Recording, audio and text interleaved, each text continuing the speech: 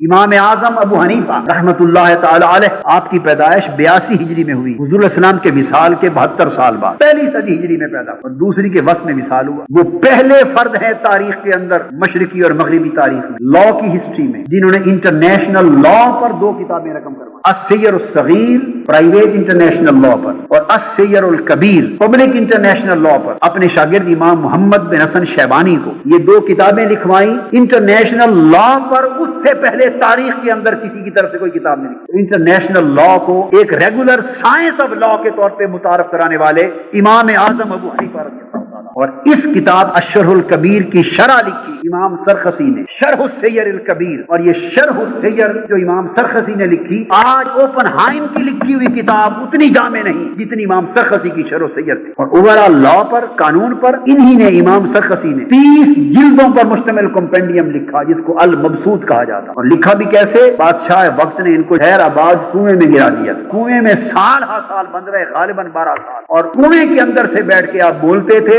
شاگرد اوپر سے بیٹھ کے لکھتے تھے۔ 30 جلدوں کا کمپینین آف لا تیار۔ امام زید بن علی نے کتاب المجموع لکھی، انٹرنیشنل لا کا اس میں باب بنایا۔ امام مالک نے الموطا لکھی، انٹرنیشنل لا کا اس میں باب بنایا۔ امام ابو یوسف نے کتاب لکھی، انٹرنیشنل لا کا باب بنایا۔ امام محمد نے لکھی، امام شافعی نے جورسپروڈنس پہ لکھی کتاب العلم، انٹرنیشنل لا کا باب بنایا۔ امام اوزائی نے کتاب لکھی اختلاف الامصار، انٹرنیشنل لا کا باب بنایا۔ کمپیریٹو کیس لا پر کتابیں لکھی گئی۔ یہ آج مغربی دنیا کی ڈیولپمنٹ ہے، کیس لا۔